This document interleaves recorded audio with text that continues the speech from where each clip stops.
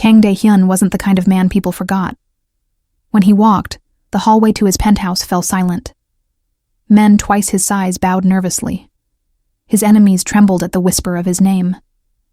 In Seoul's underworld, he was known simply as the Wolf, ruthless, calculating, cold. Yet for the last 3 months, there was someone in his house he had barely spoken more than 5 words to. Her name was Amara, the black maid who cleaned his marble floors, arranged his suits, and quietly moved like a shadow in the mansion he ruled like a kingdom. She was small, soft-spoken, and always kept her eyes down. Dae-hyun rarely noticed her, not because she didn't stand out, but because he didn't allow himself to notice anything human.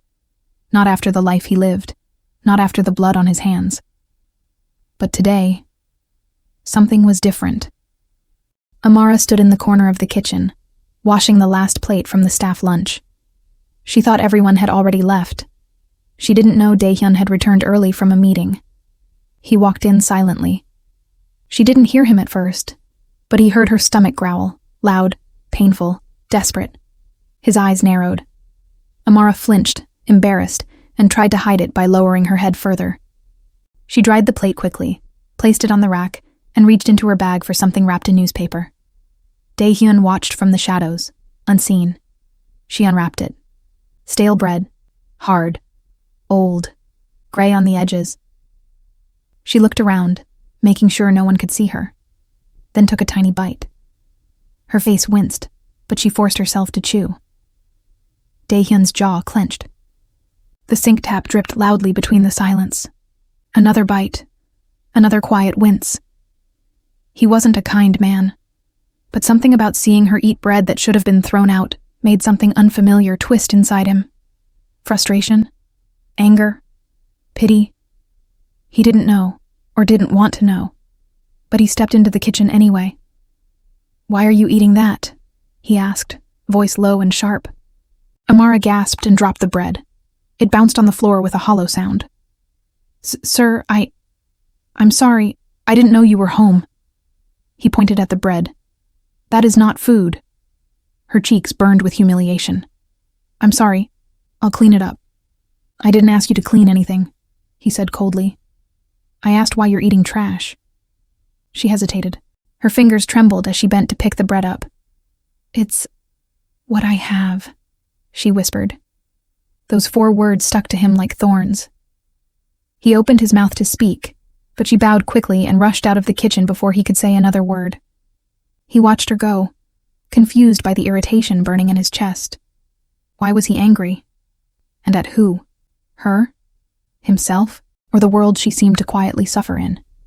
He didn't know, but he would find out. Later that night, Dae-hyun couldn't sleep. His mind kept replaying the image of Amara chewing that stale piece of bread like she had no other choice. Why? He ran entire districts of Seoul. He owned one of the most profitable underground trade routes in East Asia. He commanded hundreds of men. How could someone under his roof be starving? Anger burned in him again. At midnight, he walked down to the servants' quarters. The hallway was narrow, cold, and dimly lit, a sharp contrast to the luxury above. He stopped outside Amara's door. Through the thin crack under it, he could see faint light. She was still awake. He raised his hand to knock, but he paused when he heard her voice. Soft, exhausted, breaking. "God, please help me survive this month," she whispered. "I'm trying. I really am. Mama needs medicine, and I can't lose this job." His hand slowly lowered. This wasn't the voice of a maid who was careless or lazy.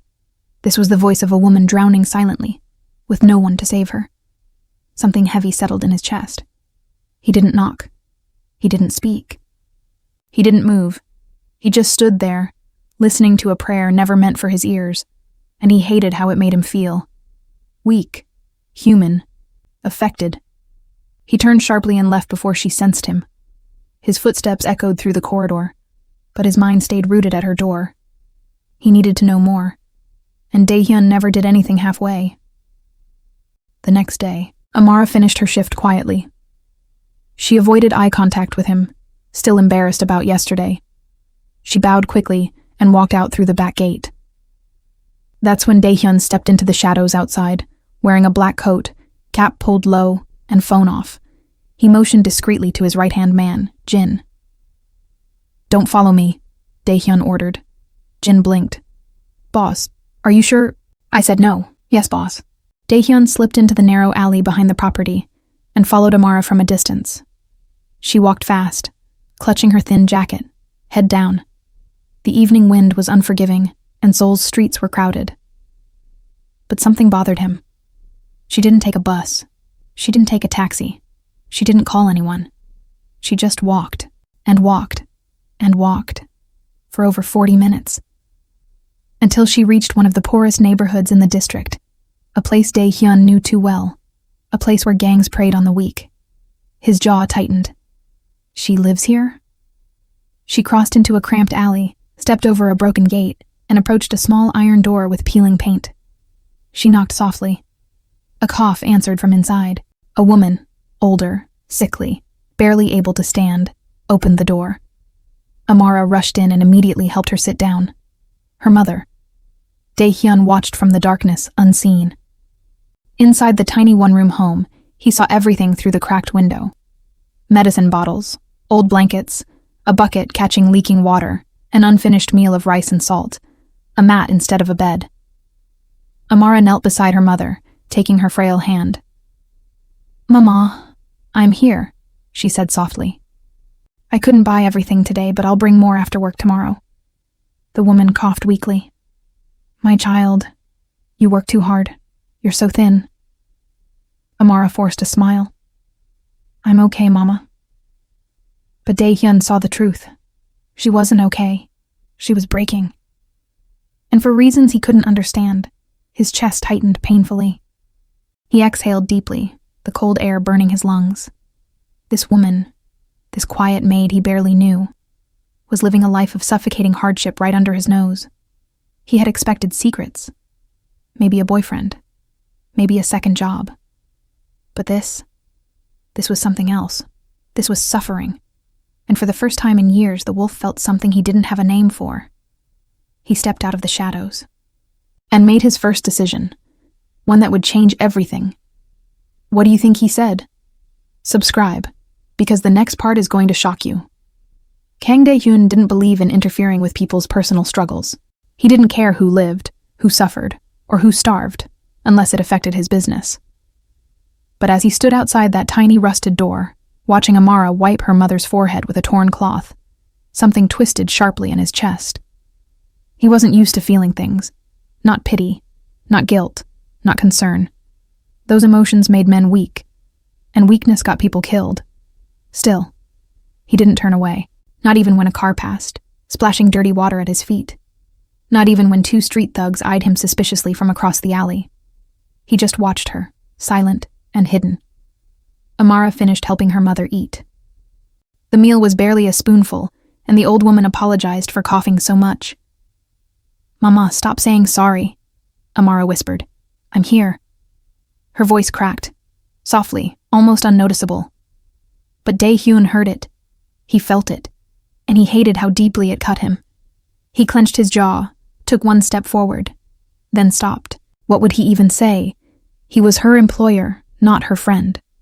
Her mafia boss, not her savior. So he did nothing, except stare at the faint light slipping through the cracks of the door. Minutes passed, then an hour. The cold settled on his coat, and the alley grew darker. Finally, Amara came out, closing the door gently behind her. She didn't see him at first. She walked slowly this time, shoulders heavy, eyes tired. When she reached the end of the alley, she finally sensed someone behind her. She turned abruptly and froze. Her eyes widened. "Be boss!" She looked terrified, not of him, but of the situation, as if being seen in this neighborhood was a shame she couldn't hide. Dae-hyun stepped forward, hands in his pockets, his voice colder than he intended. "We need to talk." Amara swallowed hard. "Sir, I'm sorry if I did something wrong." "You didn't," he said. "Not yet." Her fingers twisted nervously in her jacket sleeves. The wind caught her hair, blowing it across her face. He looked at her closely. Her eyes were red from exhaustion, Her shoes were worn out. Her jacket was too thin for winter. She was surviving, not living. "Why didn't you tell me?" he asked. She blinked. "Tell you? What?" "That you're struggling like this. That your mother is sick. That you don't have enough to eat." Her lips parted, shocked, mortified, trembling. "How did you—" "I followed you." Her breath caught in her throat. "Sir, please don't fire me," she whispered. "I promise I won't bring my problems to work. I'll work harder. I'll—" "Stop talking." She fell silent immediately. Dae-hyun stared at her, annoyed that she thought he'd fire her, annoyed that he cared, annoyed by everything he couldn't understand. "Get in the car," he said. She stiffened. "What? Why?" "Because I told you to." Amara sat in the back seat of the black sedan like a trapped bird. She didn't look up, didn't speak, didn't move. Dae-hyun sat beside her, silent, stone-faced. The driver kept glancing nervously in the mirror. Dae-hyun's presence usually did that to people. Amara's fingers tightened around her bag. She looked desperate, like she was waiting for a punishment she didn't deserve. Finally, Dae-hyun broke the silence. "You're not going back to that place," he said. Amara looked up sharply. "Sir, I have to. My mother needs me." "I know. She won't be living there anymore." Her voice thinned. "What do you mean?" "I'm moving her somewhere safe, somewhere clean, somewhere you don't have to fear the roof collapsing on her." Amara stared at him, utterly stunned. You can't do that," she whispered. "I just did." "Sir, why? Why would you help me?" Dae-hyun didn't look at her. He didn't know how to answer. He didn't want to tell her that the sight of her eating stale bread had burned itself into his memory. He didn't want to tell her that the sound of her praying in her room kept him awake. He didn't want to admit that something inside him cracked open, something he thought had died years ago. So he said the only thing he could. "You work for me. You represent my household. I don't allow suffering under my roof." It was a lie, a cold one. Amara felt it, but she didn't argue. She lowered her gaze again, a quiet tear slipping down her cheek. She wiped it away quickly so he wouldn't see. But he saw. He saw everything. 30 minutes later, the sedan pulled into a private clinic owned by Dae-hyun's organization. Doctors and nurses rushed to the entrance. Amara panicked. No, this is too much. Sir, please, we don't belong here." "Your mother is being admitted tonight," Dae-hyun said. "The best room, the best care." She shook her head desperately. "I can't pay for this. I didn't ask you to pay." "But why are you doing this for me?" she cried softly, voice breaking. "I don't understand." He looked at her, eyes sharp, but softer than before. "Because no one else is doing it." Those words hit her harder than anything. The nurse opened the car door. "Sir, the room is ready." Dae-hyun nodded. Amara scrambled out, shaking. She watched doctors help her mother into a wheelchair. Tears streamed down her face faster than she could wipe them. He stepped beside her. "You'll stay here tonight," he said. "Rest, eat, breathe." Amara covered her mouth, overwhelmed. This is too much for someone like me." He turned to her fully, his voice low, firm, and strangely gentle. "Someone like you?" He took a step closer. "You work harder than half the men I employ. You take care of your mother alone. You carry more pain than people twice your age." His eyes locked onto hers. "You're not someone like you. You're someone stronger than most." Amara's breath trembled. "Nobody ever said that to me." "Then they were blind," he murmured.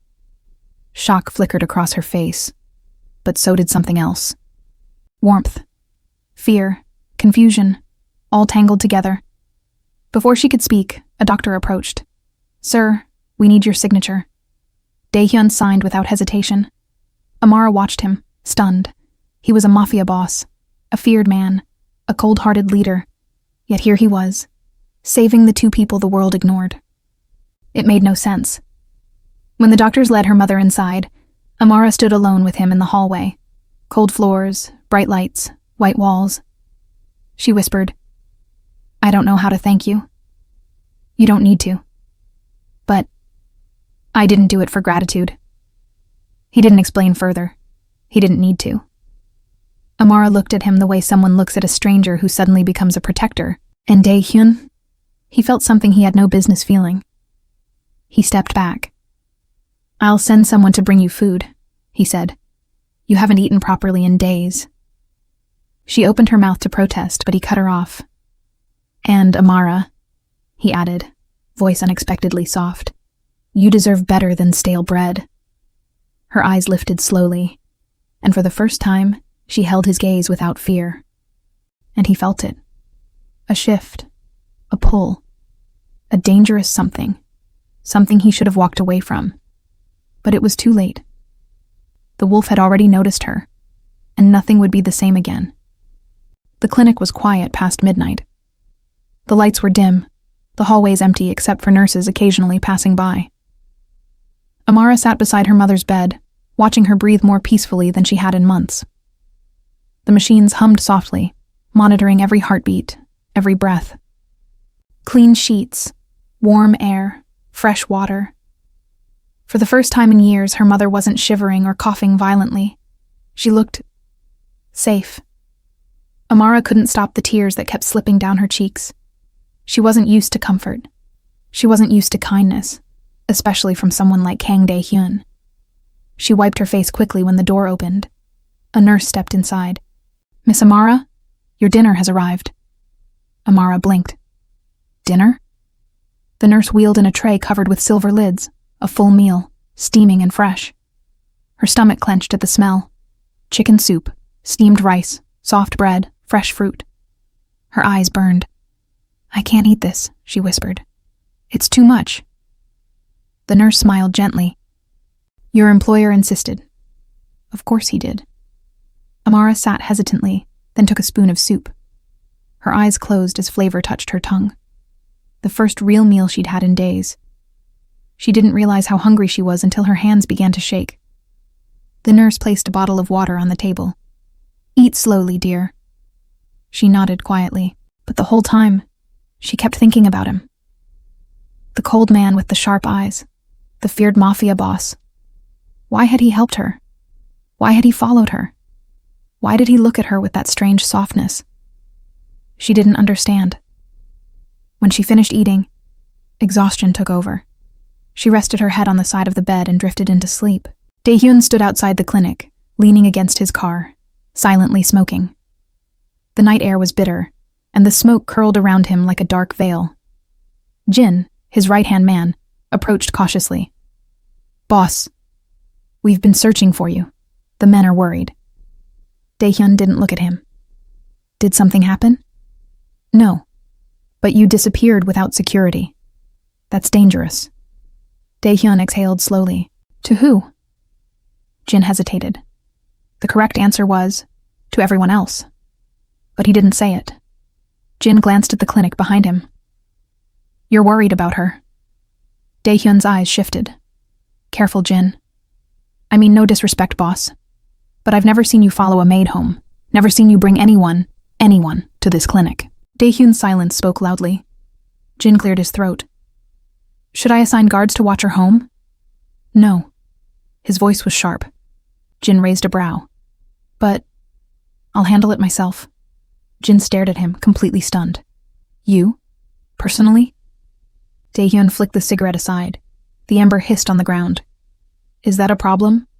No, boss. But it was strange. The wolf didn't handle things personally unless it involved violence, enemies, or blood. A maid's safety? That was not normal. And Jin was smart enough to know there was more to this. When the door opened and Amara stepped out for air, Jin took one look at her, then at his boss, and understood everything. The wolf wasn't being soft. He was becoming protective. Dangerously so. The next morning, Amara woke with a stiff neck, still sitting beside her mother. Morning light poured through the windows, warm and gentle. A nurse entered. "Good morning, Miss Amara. The specialist will examine her in an hour. Breakfast is on the way." Amara rubbed her eyes. I need to go to work. There's no need. Mr. Kang already contacted the household staff. He said you're on medical leave. Amara froze. He did what? He insisted you stay with your mother. Her heart skipped painfully. Why? Why was he doing all this? Before she could ask more, the nurse added, "Oh, and he said he'll visit later." Amara's breath hitched. He's coming here? Yes. She wasn't ready for that. She wasn't ready to see him after last night. Her emotions were too raw, too tangled. Still, a small part of her wanted him to come, wanted to thank him, wanted answers. No. She pushed the thought away. He was her boss, a dangerous man, a man whose world she had no place in. She would forget this kindness soon. Life always reminded her that nothing good lasted. Later that afternoon, the clinic doors swung open as two men in black suits entered first, scanning the area. Then Kang Dae-hyun walked in. His presence commanded the room instantly. Even the doctors stiffened in respect. This clinic was owned by him, after all. Amara stood nervously as he approached. He stopped a few feet away, hands in his pockets, gaze steady. "You look tired," he said. Her eyes dropped. "I'm sorry, sir. I didn't expect you to come." "I said I would." She nodded softly. Silence stretched between them, heavy but not uncomfortable. He walked to her mother's bedside, observing quietly. "She's stable." "Yes," Amara whispered. "Thanks to you." He didn't respond, but she saw his jaw tighten slightly, as if he wasn't used to gratitude. Amara stood beside him. How did you know what to do? Why not call social services? Or a charity? Why take responsibility for someone like me?" Dae-hyun's eyes darkened. "Charities don't save people," he said. "People save people." His voice dropped lower. "And I don't leave people under my protection to suffer." Amara blinked. "Under your protection?" He turned toward her, gaze sharp. "You work in my home. That makes you mine to protect." Her cheeks warmed unexpectedly. Mine? He ignored her flustered whisper and stepped back. "You'll stay here as long as your mother needs. I'll handle the costs." "Sir, this is too much." Dae-hyun finally looked directly at her. "It's not charity, Amara. It's a decision." "But why?" He cut her off gently. "Because you deserve better." Those words settled deep inside her. Too deep. She swallowed hard. "You barely know me." "I know enough." Her pulse raced. The way he said it, low, controlled, dangerous, it made her knees weak. Dae-hyun turned away suddenly, as if breaking his own control. "I'll send guards to watch the building," he said. "This neighborhood is safe, but the world isn't. I don't need guards. You need protection. But I won't argue with you." She sighed softly. "Sir, I don't want to be a burden." He paused. When he spoke, his voice was quieter than she had ever heard. "You're not a burden. You're a responsibility." She froze. Responsibility to a mafia boss. What did that even mean? But before she could ask, a loud crash echoed from the hallway. Dae-hyun's head snapped up instantly. Jin rushed in, breathless. "Boss, it's an attack. Rival gang. They somehow tracked you here." Amara gasped. "Attack? Here?" Dae-hyun's eyes sharpened like knives. "Get Amara inside the emergency room. Lock it." "Boss." Jin hesitated. "You can't fight alone. Move." The entire hallway buzzed with panic. Amara grabbed his arm. "Please, don't leave. You'll get hurt." He touched her hand, just for a second. A rare gesture. Something he never did. His voice softened dangerously. "Nothing will happen to me." A beat. "And nothing will happen to you. I promise." Her heart pounded painfully. "Why are you protecting me like this?" He leaned close, lips almost touching her ear. "Because I want to." Before she could breathe, Jin dragged her toward the emergency room. Dae-hyun turned toward the entrance, eyes cold. The wolf was back, and tonight, someone had made the mistake of threatening what he cared about. For a long moment, neither Hana nor Mr. Jang moved. The rain hammered the metal roof of the tiny house. Thunder cracked somewhere far off. In the dim light of the single bulb, Hana stood frozen, her hands still wet from washing rice, her breath trembling in her throat. Mr. Jang slowly stepped inside.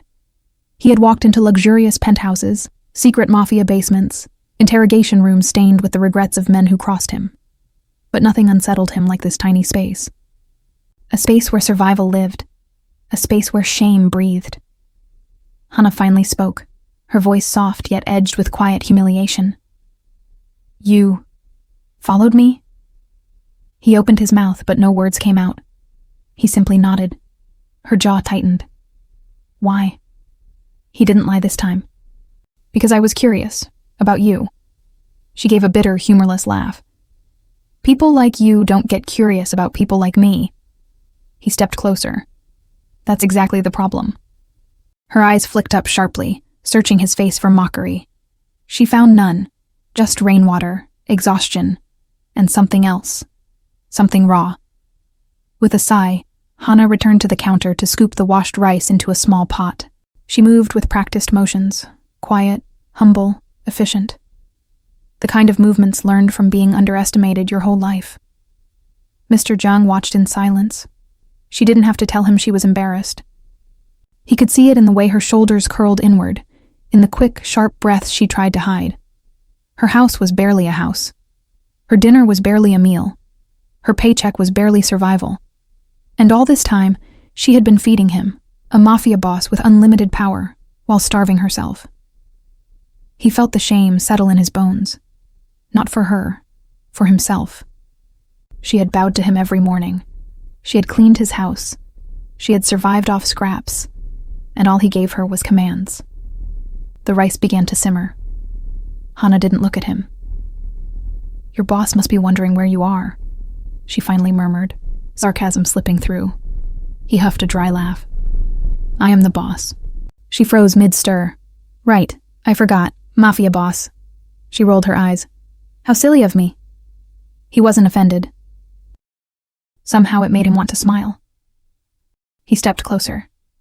"Hana." She stiffened. "Tonight, I saw something I shouldn't have." His voice dropped. "And I can't forget it." She laughed again, short, sharp, and painful. "Let me guess. You think I'm pathetic?" "No," he said instantly. "I think I'm blind." She swallowed hard, her eyes glistening. "Well, now you know. This is my life. This is how I survive. I work all day, I come home, I eat whatever I can afford, and I pray my mother doesn't get sick again." Her voice trembled. "That's why I don't smile at work. That's why I'm always tired. That's why I look like I hate the world." He moved a step closer, then another. Until he could see the sheen of tears she refused to let fall. "Hana, why didn't you tell anyone?" She whipped around, anger flashing for the first time. "Tell who, Mr. Jang? You? The man who drops $10,000 on a suit? The man who eats food prepared by 3 chefs but still complains? The man who lives in a mansion guarded by men with guns?" She shook her head, breath heavy. "No, people like you don't understand people like me, so I don't tell anyone anything." He didn't flinch. He deserved every word. Silence settled between them, thick and suffocating. Then his voice dropped, deeper, quieter, vulnerable in a way he hated. "Hana, I want to understand you." She blinked, stunned. "I want to know you," he added. "Not the maid, not the employee, you." Her chest rose and fell faster. He stepped even closer, now only inches from her. "You think your life makes you less," he murmured. "It doesn't. It makes you stronger than everyone I've ever met." Her breath hitched. That was the first kind thing anyone had said to her in years. The rain outside softened to a steady rhythm, like a heartbeat. Hana looked away. "You shouldn't be here." "Maybe not." He gently lifted her chin. "But I am." A long, trembling silence followed. Then she whispered, barely audible, "I don't want your pity." "It's not pity." His voice deepened. "It's something else." Her pulse quickened. She stepped back, just an inch, but he still felt it like a cold wind. I need to finish cooking," she said faintly. He nodded, stepping aside, giving her space. But his eyes never left her. Hana lit the small gas stove again, but her hands shook. She wasn't scared. Not exactly. She was overwhelmed. Overwhelmed that he followed her. Overwhelmed that he saw her shame. Overwhelmed that he didn't judge her. Overwhelmed that he, a mafia boss, was looking at her like she mattered. She stirred the pot again, trying to calm her breathing. Then she felt him behind her again. Not touching, just close. His presence warm, protective, dangerous in the softest way possible. "Hana," he said quietly. "Yes? From tomorrow, you won't live like this again." She froze. "What do you mean?" "I mean," he exhaled slowly as though making a decision that would change everything. "I'm not letting you struggle alone anymore." She turned to face him. Her voice cracked. "You can't say things like that." He held her gaze. "I don't say what I don't mean." Her stomach twisted. His tone, his eyes, his presence. It all felt like the beginning of something too big to name. Hana whispered, "Why me?" The mafia boss answered without hesitation. "Because you're the first person who's ever made me feel human." Her breath stopped. The rice bubbled softly in the pot. The rain whispered against the roof. The world stilled. Two people, one with nothing, one with everything, stood facing each other in a tiny kitchen that suddenly felt too small for the emotion inside it. And for the first time, Hana didn't look away.